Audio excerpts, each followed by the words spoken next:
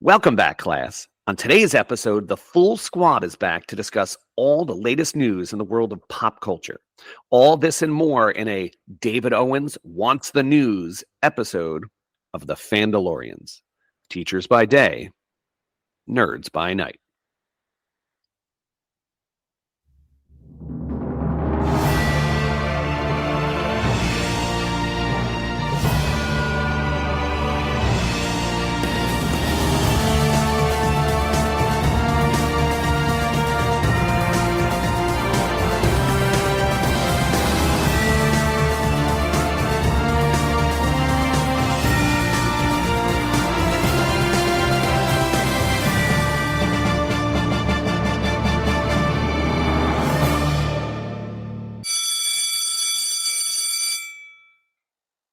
Welcome to the Fandalorian podcast. Teachers by no, that is the bell. I messed this up. That is the bell. We are so rusty. Yeah, it is bad. Class is in session. Welcome to the Fandalorian podcast. Teachers by day, nerds by night. It was like June 22nd was the last one we all did together. Proud part of the Unfiltered Studios podcasting network. This is the #1 public school teacher pop culture fandom podcast in the country. We join you each and every week to give you the latest news in the worlds of entertainment, lively discussion, reviews, heated debates, covering all aspects of the pop culture universe. Since we can do listeners all the time, allow me to introduce myself. My name is Mr. Richardson, 4th grade teacher and the man who started playing pickleball with his daughter. Wow, that's like a new degree of like middle-aged mandom. I'm a little jealous. It is. Apparently, young people have now picked up pickleball. So now it's not cool. Yet now these young people were out there playing. I've never played before. My daughter asked me to play. She tried playing with Bryn, and Bryn isn't competitive enough. I obviously had to research the rules, understand. Went to there's a little pickleball court over here in the park, and we played for about 3 hours. And you know me, I'm trying to win. And she's good, but then I'm decent enough. I'm like, you know what? I can figure this out. I can't really run to my left as bad as I used to be because of the knee, but it was fun. I got so much exercise. I was having a blast trying to win. And she's like, Daddy, you're competitive. You're winning. Wow, good hit. I'm just running left and swinging right. It's hard for me, but I'm actually having fun. We're playing later today too. It's actually a lot of fun. Much more. So here's my advice to you, Mr. Richardson. Retire before you get hurt. Yeah. No. I've seen too many pickleball videos on TikTok. It's impossible. It seems super toxic, but I know people love it. Have you tried it? Either of you guys tried it? No, once you try it, it's so easy. The ball, it's so big. It's like hitting a wiffle ball. Yeah, with a giant paddle. It was supposed to be a very an easier way to play a game and get yourself active compared to tennis. Yeah, right. It's supposed to be like differentiated tennis for seniors. Exactly. Yes, it's the young people. There's a young person league now. It's and I'll tell you why. Whoever named it, it's the most adorable name ever. Pickleball. It's well named. It sounds like it's a game you played in camp. Like we're going to play Gaga Ball. We're going to play pickleball. We're going to play Foursquare. Yeah. So good PR for whoever that is. Yeah, shout out to them. Co-teaching Ezekiel J. Pickle. I don't know. Co-teaching with me today, the man who loves the name pickleball and the man who thinks the Knicks have finally figured it out, Mr. McDonald. I got to tell you, I am super cautiously optimistic. What do you think, Mr. Richardson? Yeah, it feels good. It's weird, right? Like so long. Yeah. What's that feeling? It's hope. when Vegas says there are 4 teams that the top 4 teams has a better chance of winning the championship this year in the East, we're the ones with the Boston. I can't remember the last time I saw that or heard of anything like that. It was the late 90s. I wasn't allowed to gamble when the last time they may have come up, but cautiously optimistic. And the man who we have no intro for because we didn't even know he was going to be on today's podcast. Making a surprise appearance. So Charlie, my own show. What are you reading? It's funny. I've listened to 3 entire books since we last recorded. And I'm not sure it's funny. I'm looking at my list of books that I listened to. And I don't know if I mentioned Everyone in My Family Has Killed Someone by Benjamin Stevenson. That book, it was a great title. Yeah, it was a great book. And it actually got picked up to become, I believe, a Netflix series or a Netflix show, like Prestige TV thing. yeah, kind of thing like that. So it was a great book. It was a great book. Sounds And interesting. then Was it like funny? I yes, mean, yeah. Okay. it was Dark the comedy. author. It's weird. The author who's writing the book, who wrote the book, is an author who writes books, and he's writing this book about a murder that he happened to be in. And as he like experienced like in real life, so it's just like Clue, and he kind of goes through, and there's like chapter 6, he goes through the run through of, he's like, all right, just in case you missed it, this person is this person, this person is that person, this person did this, and this person is that. And then he goes through the story, and he's like, in the beginning, he's like, I'm going to tell you that exactly 19 people have died. And he'll go through and he'll be like, chapter 6, 7, 9. Then we skip a few chapters, 15. And it's very meta that way. And he like breaks the fourth wall as the narrator and the character, and there's someone giving you information. It was super entertaining. And I didn't see it coming, which is always the best part. Like sometimes. Was it on Libby? Yeah, for All sure. right. Because I'm going to download it right now. Yeah, it was a good book. It was a funny read. He's an Australian writer, and it's going to become a series because it's book 1 in the series. And then I just finished actually yesterday listening to my book club book, and The 7-Year Slip by Ashley Poston. And this one was a love story, romance, rom-com kind of story with a time travel plot twist that was kind of dumb, but whatever. In the end, it was happy. But there was just something that happened in it that was like so time travel, like what's the word when something cliche that you're like, come on. Yeah. She like travels back in time, and something happens, and she like in the present time, and she's like, "What? We didn't do anything." I'm like, "Don't you realize that something happened in the past that you don't remember happening yet?" You can't do anything. And or she actually goes back and forth in time and blah blah blah. So she ended up messing something up in the past that she didn't realize she did yet in the future. But it was so obvious, like the time traveler's conundrum. Yeah. Told my kids plenty of times, if you're gonna time travel, you gotta go to the future. You can't go back in time. You will screw something up. I've warned them since they were young. They know. They get it. I warned my son Robert. Wait a minute. How this is, I like having the tabs here to click between the two different articles and everything. Yeah, this computer's fun. Welcome to the future, Mr. Richardson. So, for those listeners who didn't know, great. Mr. Richardson was running a Commodore 64. I was floppy disks. MacBook here. Oh my God, you guys look clear. I can play sound. Back in business. How can you support the show? I supported the show by buying myself a MacBook specifically for this podcast, but you clear the list. We have teachers in some states that are heading back to school within a month or so, looking for donations. Find them online. Maybe you have friends. You can donate to them. And Mr. McDonald, what happens when you donate to teachers? Well, according to my calculations, that is a charitable contribution and can be deducted on your income tax return. Accountant Mr. McDonald speaks the truth, speaking the gospel over there. Next, check out our merch by heading to tpublic.com. The link directly to our merch is in the bio of the show. And as always, all the proceeds go to Laney's Legacy of Hope. And Laney's Legacy of Hope is a nonprofit organization that engages in fundraisers and activities to provide assistance to families with someone suffering from pediatric cancer. Volunteer run program, no CEO, no board. Money goes to them. You buy our merch, our money goes directly to them. That's how you're helping out. And you can find them at laneyslegacy.org. Finally, if you live on Long Island, you want to check out Red Shirt Comics in downtown Port Jeff Village for all your comic needs. You tell Mr. Darby the fandom lawyer sent you, and he will give you a high five. He's going to high five you guys. That'll be fun.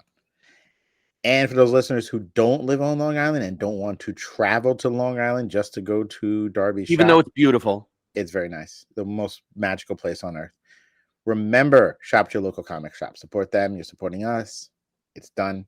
All right, guys. We're doing some more announcements today. I forgot that this episode is called David Owens Wants the News. The reason why it's called that is because of this.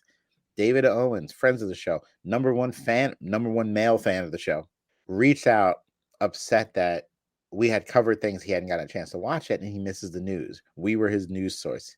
He was upset. He was mad. He said he was going to block us. He didn't say all that, but he was very upset. So we decided to do a news show, and Mr. McDonald decided this clever title. That way we can dedicate the news to David Owens. David, if you're listening, we expect you to respond about this.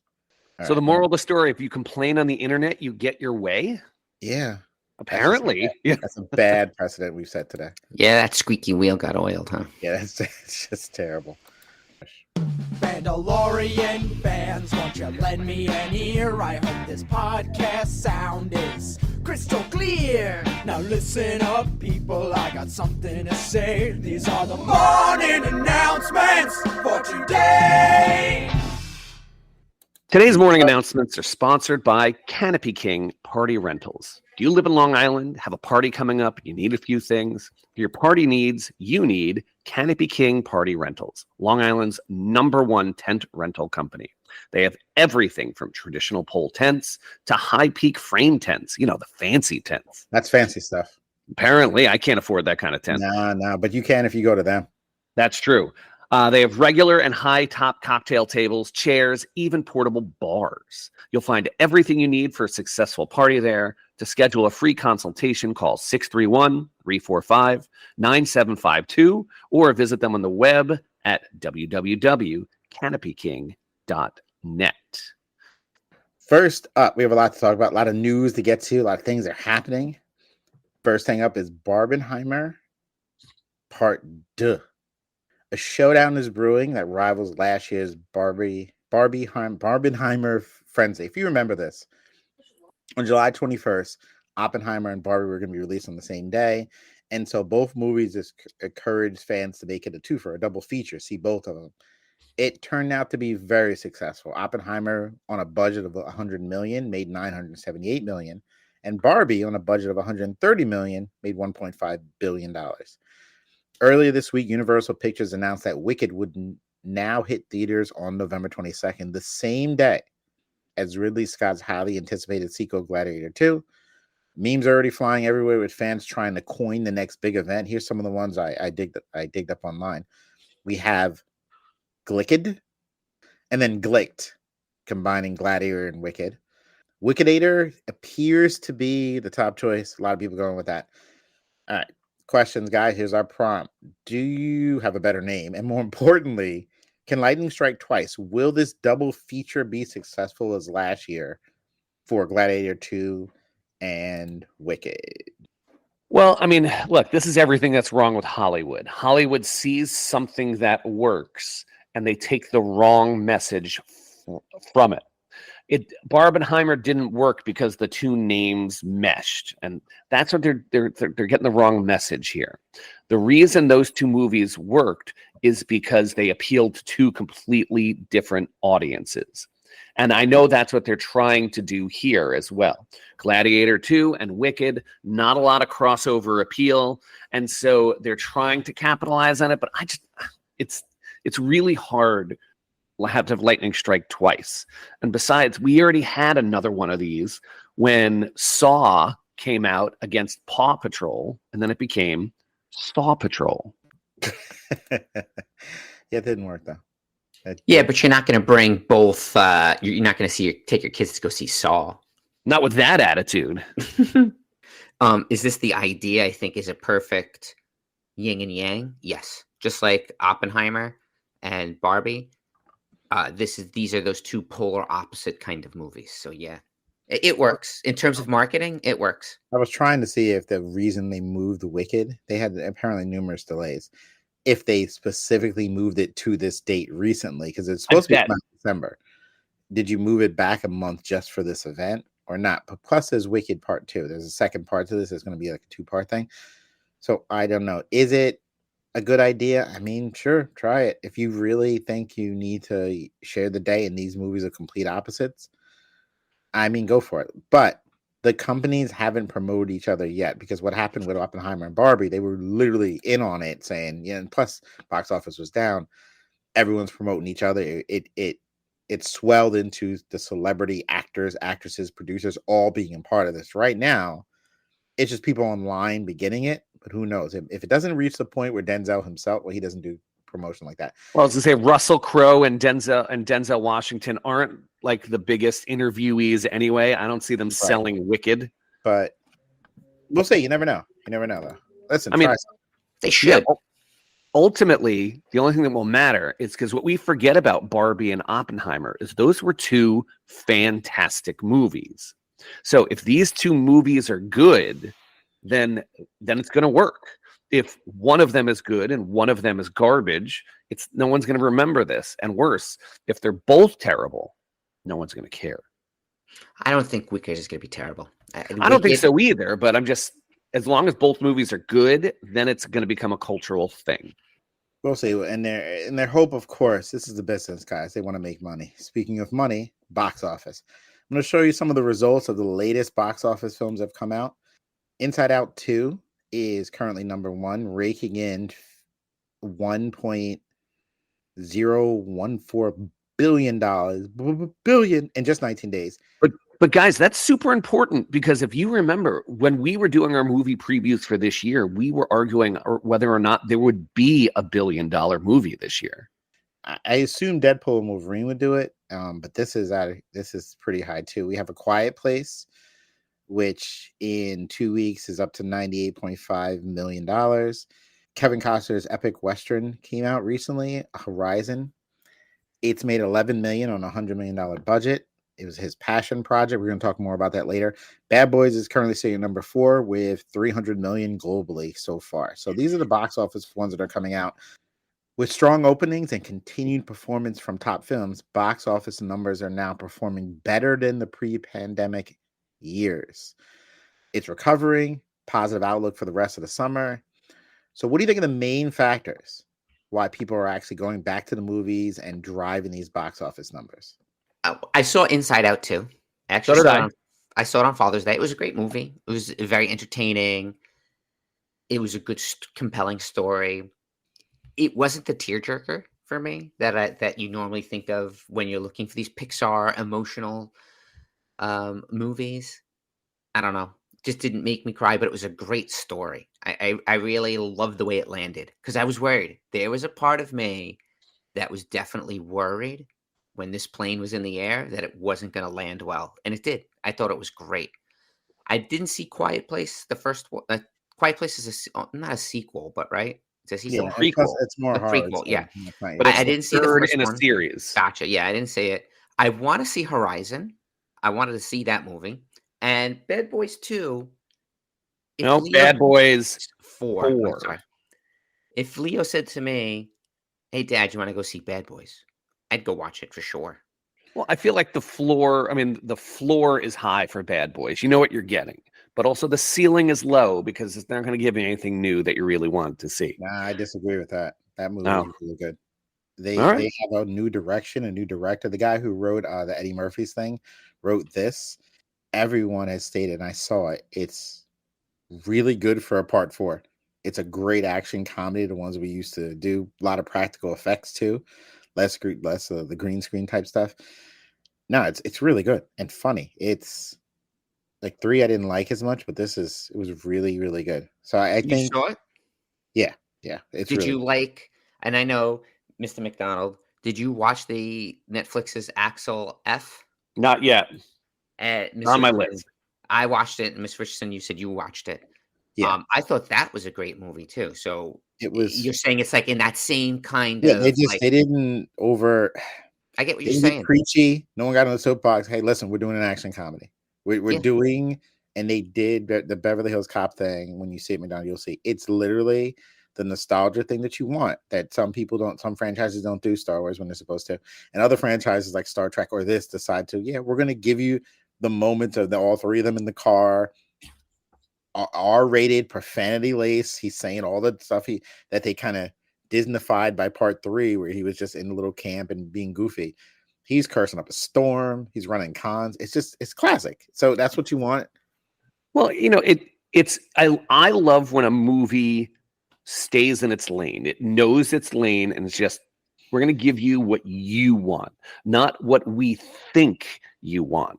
But now here the prompt is, what are the That's what I driving was thinking factors of. for this kind of increase in the box office? So Well, number one, I'm going to say summer vacation. Everybody forgets it's hot. Air conditionings are cold. Kids are off. So more people go to the movies. But another thing is, and I feel like this is a recent development, I feel like Hollywood is getting a little more patient, and they're keeping movies in theaters longer. Because do you remember for a while it was, oh, I missed it, I'll just wait 30 days and I could rent it at home. yes. And so that means your box office run is 4 weeks. And if you don't make a lot of money then, you're not making a lot of money. But I just looked at it. So there was a movie that I really wanted to see, and I still haven't seen yet. Have you guys seen Fall Guy? No. No. Fall Guy, it didn't have a big opening weekend, and everyone's like, oh no, that movie's not going to do well. But they kept it in theaters. It's still in theaters right now, and they didn't put it on demand yet. And it's made $105 million, which is pretty respectable. It's not a very expensive movie.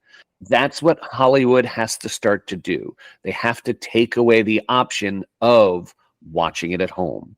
If they want to keep making money, they're going to say, this is the only place you can see it, and you got to come to us to see it. To answer the prompt for me, though, it's just the reason people come in the box office again. It's just people want escapism, and these are fun movies.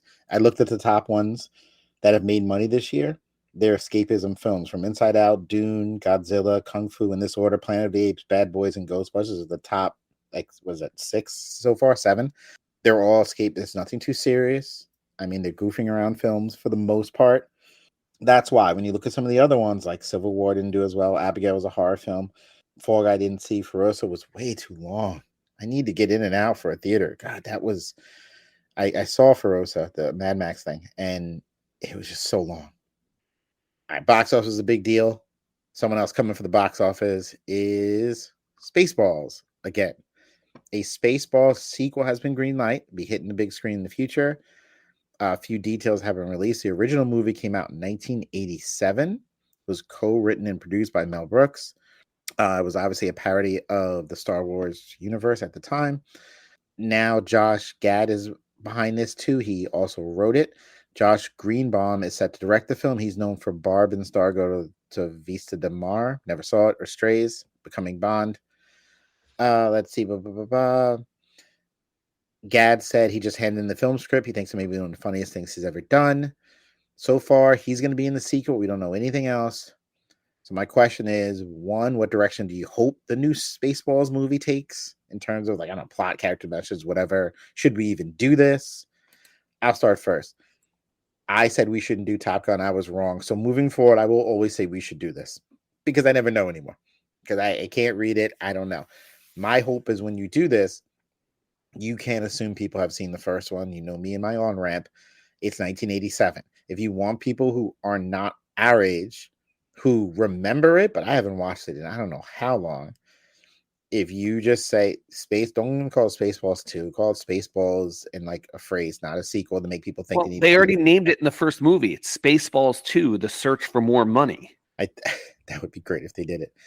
But if I'm working ready, at company, actually, you know what it should be? It should be Spaceballs 3, The Search for Spaceballs 2. yeah, that was the name of one of my plays. I got to stop giving them away. Damn it. If I'm an executive there and I want people to watch, I have to make sure I can't put the 2 in the title.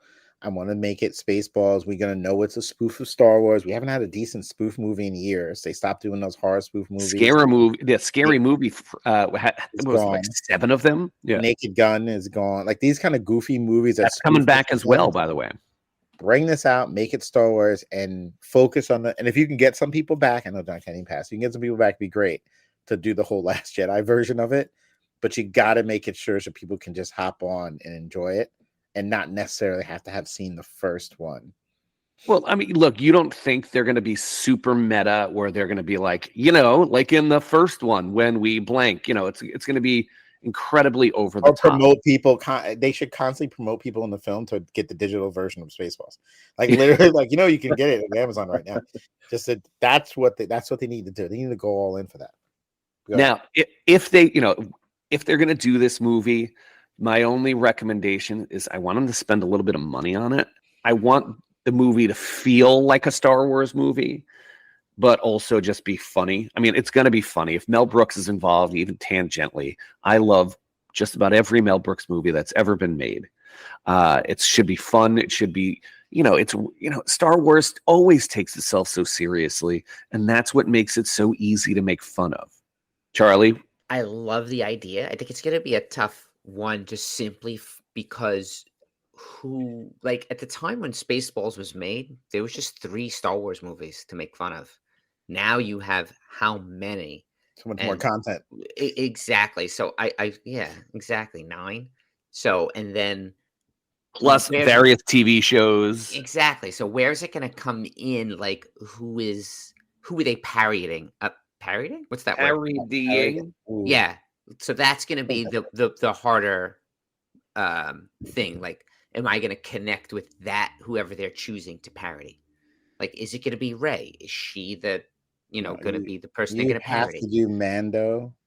And if you're smart, Mando needs to be a part of this and some version of Baby Yoda. And there'll be some sort of cute Grogu. You have to. Like, you can't leave that sitting there because that's the biggest part of their franchise currently right now. You can mess around with Andor. I think you just touch on everything and have us just making fun of the fact that anything you think of, the fact that Boba Fett's in it, but Mando's really taking over the show and constantly jumping in front of the camera. Like, you could touch on all these things we talk about. There's a lot there. But see, you also don't want to go super niche. It still has to be a little broad. I mean, the jokes in Spaceballs, some of it was the super Hollywood insider jokes, but there also were giant, like, do you remember when, Yogurt drops the statue on Barf's foot and his foot gets flat? And you're just like, you need the broad jokes as well. And just don't make it super kind of inside baseball. That's I would 1,000% make it super inside baseball and everything. I'm saying the amount of people who have heat at Star Wars constantly trashing everything. So you tell me there's a movie in theater that's going to make fun of Star Wars for an entire hour and a half? Oh my God, that's printing money. Let's get together. Well, if you remember, Family Guy did this kind of as well about 10 years ago. Right. So, and it was pretty popular. And so take shots. Yeah. Take shots. It's all fun. I don't know how to transition back to this. Speaking of cranky old people. Nice. I like that. Stephen King recently expressed his frustrations over the way some people are reacting to Horizon's box office results. For those of you who don't know, Horizon was a movie that just came out recently. It's not doing well at the box office. It's an American saga that chronicles a multifaceted 15-year span of pre- and post-Civil War expansion and settlement in the American West. This is a passion project of Kevin Costner so much that he left the TV show Yellowstone. Thank you. Left Yellowstone early because he wanted to work on it. Put, I think, 30 or 35 million of his own money into it, and obviously has not been that successful. It's supposed to be 3 movies. They already filmed both the first 2. But the first one in theaters has made maybe 10 million over, like I said, $100 million budget. Stephen King used a German word to describe the commentary. He said, "Can't wait to hear you try to pronounce it." I don't. I was thinking it earlier. I'm going to say Schadenfreude. Schadenfreude is taking pleasure in another's misfortune. It perfectly describes my reactions I've read of Costner's Horizon. Why in God's name would not anyone? What's the word? Luxuriate. Oh yeah, that's right. In the failure of a film, sure, that isn't the sequel or part of God Save Us the Marvel Universe. Shot, guys. Thoughts on his comments and why Horizon has failed at the box office? Well, I mean, look, I know why Horizon failed at the box office. Nobody wanted this movie except for Kevin Costner. All people wanted was the final season of Yellowstone. Finish that show. Look, this is not the first passion project of Kevin Costner's to do poorly. He did Waterworld. He did The Postman. I am tired of Costner passion projects. Pick a winner. Stick to baseball movies, Kevin Costner. That's my hot take. This movie was not needed. Well, we don't always know what we want when I read a book, listen to a story, and then I delve deeper into stuff.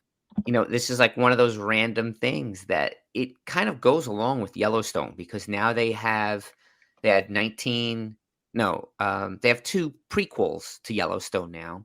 The one I started watching it the other day, actually. The very first one, 18, I don't even know what they're called. 1883 or something like that. Yeah. They're both good. They're all good.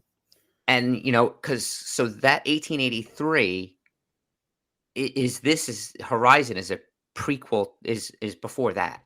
That's why I feel like it's kind of in that wheelhouse. Like, if you like Yellowstone and you're following all these other series that are connected to that, those are the people I think that this is for. And then there's other people who doesn't like a Western movie. But I find that, the storytelling, and I don't know much about the storytelling, or, I don't read any reviews about these things. So in the end, how much of the history is history, fiction, whitewashed, So that's the only problem with doing these period pieces. I think it goes to what I was saying earlier, that people aren't going to theaters for these kind of films anymore. Not escapist enough. I just don't think people want it. It doesn't mean it's a bad film. Doesn't mean, and I obviously not rooting for people to make money. I want everyone to make money. I want to make money too. It's all good.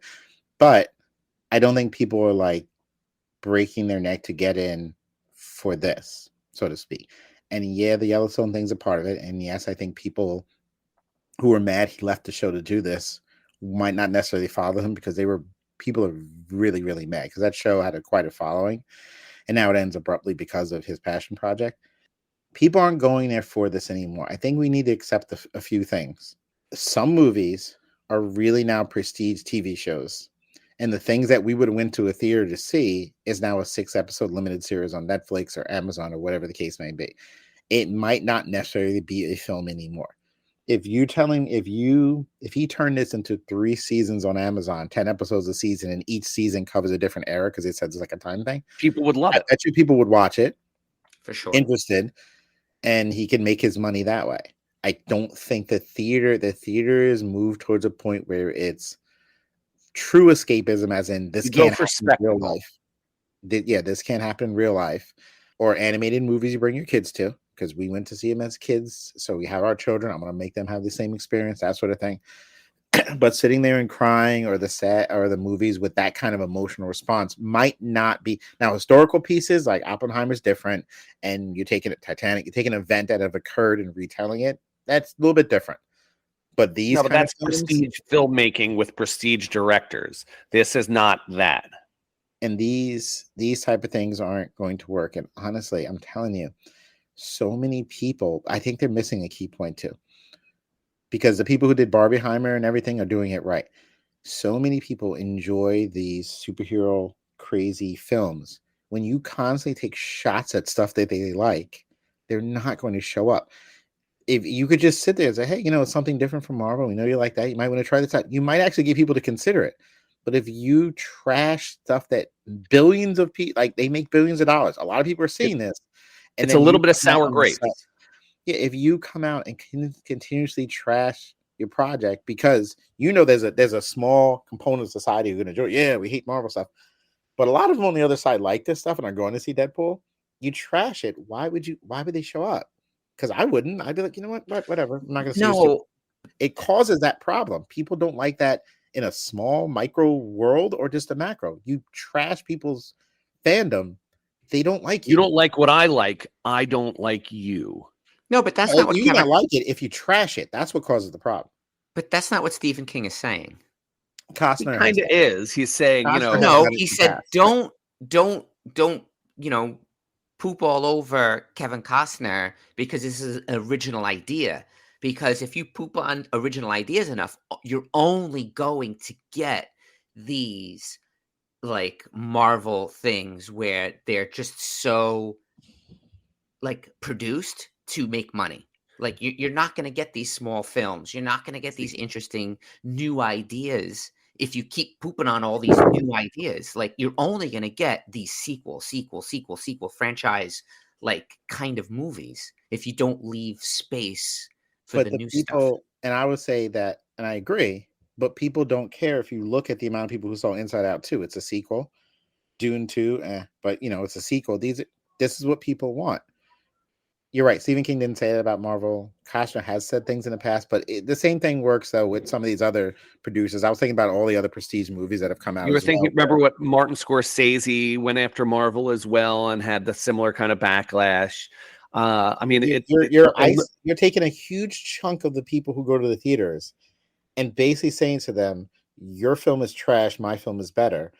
Why would they go? There's no need to do that. There's no need to. If you want to get them in, draw them in a certain way, not by bashing something that so many people enjoy. It's mind blowing to me that that's the technique for most people. I'm thinking about Scorsese now. For most people, it's mind blowing that that's the technique. I don't know. I think this just, I don't agree with that take on it. I think they're frustrated that media has changed, the cinema has changed, and they haven't necessarily come to grips to how cinema used to be to how people consume media now. So they're just frustrated because it's not that they're not making great movies. They're just making different movies that aren't getting the attention that they felt like they would have gotten in the past, just simply because of the way we consume media. And I agree. I don't want to go to, it's funny when you said Horizon, I wanted to see this movie. I had some interest in it. The first thing I did was looked at how long it was. Because just like you, Mr. Richardson, I don't want to sit in a movie theater for these really god-awfully long movies. If I have to get up and pee in the middle of the movie, so you're going to lose me. And like my kids aren't like, think about the kids that like when you were like the movies, you would go out like quote unquote, air quotes, date night. You went to go see a movie or you went with your friends to go see a movie. And it's just like there are certain types of movies. Those genres don't exist. Date movies don't exist anymore. And those are the movies that draw these big crowds of people besides the kid films. In the sense that, you have like, I went on Father's Day. I had 5 tickets to go see Inside Out 2. So, and once again, I'm going to go see Despicable Me 4. Why? Because we've seen every other one in the theaters. That's 5 more tickets. So I think that's the fact that the media has changed. Cinema has changed so much over time that the people that are in the old space haven't adjusted to the new space. And it's just that whole generational. Our final topic is sponsored by Genuine Collision Center. Have you ever been involved in a car accident? I was. And it caused significant damage to your vehicle? Mine did.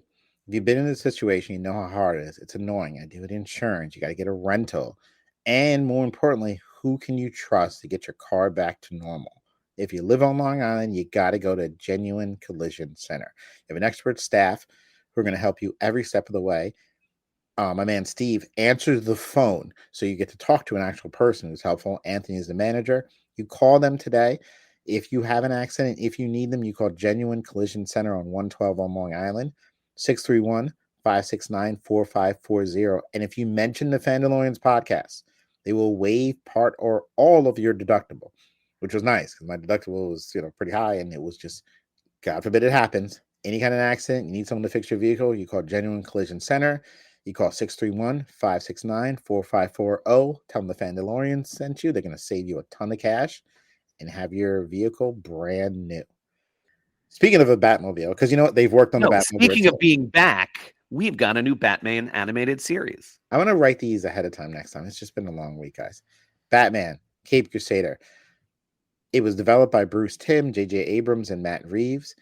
It was said to be a reimagining of the Cape Crusader that returns to the character's film roots and focus on the character's early years of fighting crime. I read recently it's like 7 months into him fighting crime. Originally, it was planned to premiere as a cartoon on Cartoon Network and also on HBO Max, but recently with HBO Max selling everything back and forth, it's now going to be released on Amazon Prime Video.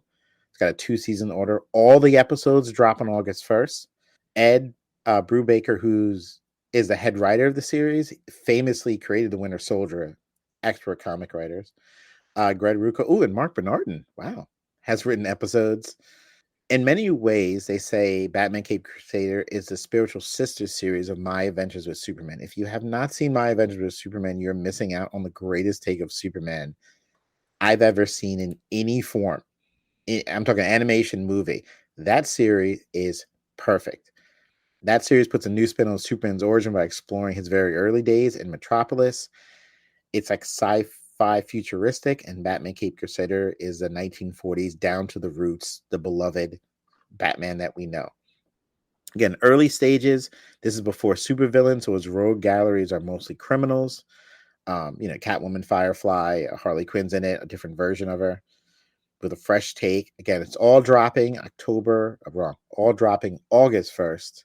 On a scale Monday to Friday, 1, how excited are you about this series? Would you like to see? And honestly, your thoughts on all episodes dropping at once, because that's something we talk about every now and then too. How about we watch the trailer? At your request, Charlie, here is the trailer. I won't say it's gonna be easy, but catching criminals is what we do. So this one dresses up like Dracula, so what? We're gonna take him down. What do we know about this Batman? He's been beating the tar out of muggers and dope peddlers out there the last few weeks. He's mostly been seen at night driving that hot rod of his 100 miles an hour. And now he's even attacking our brave police. Nice car. This man is not a hero, he's a criminal. And his time in Gotham is up. So, ready? Mr. McDonald, I'm going to say what you said before. Who wanted this? Because it's not me. You don't So like who wanted the Horizon movie, or the movie Horizon? Who wanted it? I don't want this, so who wants it? Now, the minute they said that Bruce Timm was involved, I was in. Now, what worried me was this is not on HBO Max, and this is part of their like cost cutting, whatever weird stuff they were doing before, that it's on Amazon. I think it could be. I'm gonna watch it. I'm gonna try it. I have a feeling it's going to be good because it's going to be more of my favorite kind of Batman. I like detective Batman. I like where he's got to, punch his way out. I don't like the super gadgets. It's very kind of traditional. So for me, I'm going to go Thursday after the trailer. It should be interesting. Now, I'm not a fan of dropping it all at once. I actually have said before, I like Amazon's normal take where they drop 3 and then do the rest weekly, but that's just me. I've changed my opinion on a lot of these things. First, this is a Friday before like Christmas break. Batman the Animated Series is one of the best animated series ever. The same people who made that, in my opinion, the same people who made that are making this. And now they don't have the restrictions of Fox cartoon shows, so he can physically hurt people. You can have dead bodies. You can have the Batman. This is how Batman is. So, if you're not a fan of the character, you're not a fan of the character. This is the perfect animation of the character produced by all the people. Like the writers are all comic book writers. Everyone who's a writer on the show wrote comics about the character. They didn't find some Hollywood producer. Everyone involved has a deep understanding of it. Matt Reeves, he's doing movies of it. No, I'm all in. I'm in for this. This is something I didn't know I wanted, but I want it. They brought X-Men back. That was incredible. And now they, again, with no limitations, it's the same kind of thing. So this is something I would like. As far as dropping them all at once, I've completely changed my view on the dropping episodes all at once versus weekly thing. And I've changed my mind based on Star Wars, which we won't get into. I'm realizing this. There are some shows that need them all to be dropped at once to keep people interested to keep going. And there's some shows where if you have a good enough show that'll keep people coming every week, you don't need to do it all at once. There's differences. You got to weigh the pros and cons, because I'm not going into Star Wars because we're not doing it yet. I think that show would have benefited from all being dropped at once. That's all I want to say about that before we get into it. That's my opinion. The new Game of Thrones thing, that benefits from weekly, because after every week, I'm itching to go back. There's some shows that I'm not itching to go back, and if it was already there, bad shows should be dropped at once. I wouldn't say bad though, because it depends on the episodes, because it depends on how an episode ends. If you have enough to get someone to come back in a week, and some people aren't doing a good enough job being like, all right, I guess I'll get to it later. That's how it fills up. We've talked about this before. Some shows you're itching for, some shows you're not. I think it's a case by case. Now, obviously, the people who make the show always feel they're doing a great job, so they don't necessarily know. They should probably split this up or whatever. But as far as the Batman goes, it's an animated series. It's August 1st. I would just completely drop it all at once, see how it goes. And if you watch the first one, you like it, and you binge through it, and if it's successful, season 2, okay, now maybe space it out, because season 1 has proven that this is what they did with Reacher. Well, this is what they did with Fallout as well. No, we haven't seen Fallout 2 yet. No, but the point was Fallout was all at once. No, but listen, my point. And they said Fallout season 2 is not going to be dropped at once. My point was with Reacher, they dropped it because they weren't sure what they had. When it became the biggest thing, season 2, they did weekly. That's what I'm saying with this one too, and I guess that's what they're doing with Fallout as well. Because Fallout, I don't know, and then everyone loved it. Okay, wow, we'll do weekly because now we can drag it out. I don't know. I'm not going to watch it just because it's not my thing. So it looks like it. I was the one that asked to watch the trailer because I didn't watch the trailer. I wanted to see the animation style, and it is very Batman the Animated Series. But there was nothing in there to say, all right, I should watch this. From being an outsider, there was nothing there that should say I should watch You're this. notoriously not really a Batman fan anyway, though. Not at all. Yeah. So right. That's why I'm saying there's no. So for me, this should be dropped all at once, because like you said, Mr. Richardson, there's no buzz around it. It's just there for you to watch it, and you're going to want to watch all the way through it. And I don't think and honestly an animated series is going to create the buzz like Fallout, where as soon as Fallout was done, it was like, this should have been a weekly thing, not an all at once drop. Because I don't know, adults aren't drawn to animated series. X-Men was all over the place, though. X-Men was all over the place. That was still, I think, a very Gen X thing. Yeah. And you know what? Batman can be the same way, but I don't know if it's going to have that pull. When they had LeBron James tweeting about X-Men, like, it was everywhere. There were people who aren't in that generation. It was the biggest thing for the weeks it was out. Much bigger than I think they planned. But that might be an outlier, though, X-Men, because I think it is. I think it's an outlier. When you have celebrities tweeting about it, watching it, like famous people, Ice-T was talking about it, that became something. But you're right. You know what? If Superman, you know what I'm saying? Superman didn't have that wide media pull. I don't think this one will either. The animated series that you had mentioned before. But it's really good. Did you watch it, Charlie? I watched 1 or 2 episodes of it. I don't know. Superman, I don't know. All the DC lineup, it does not. The only thing that gets me is I randomly saw a TikTok to some girl dancing to this morning to the Peacemaker theme song. And I'm like, man, I totally forgot how much I love that. I love that intro. So then it got me excited that when Peacemaker comes back out, I'm going to have to pick up HBO, because I'm definitely going to pick that up to watch that. The House of Dragon didn't make me go re-up my subscription to HBO. But it's really good. Peacemaker will.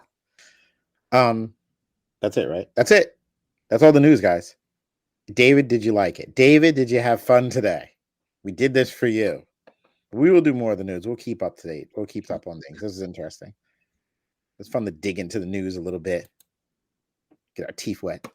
Well, it's nice to have an episode that doesn't require homework. No, it's just they were crazy. We watched the trailer now. Yeah, we watched the trailer, just our reaction. We did our homework in class. For Ms. McDonald, from Mr. G, I am Mr. Richardson. Thank you for listening, and we will talk to you next time.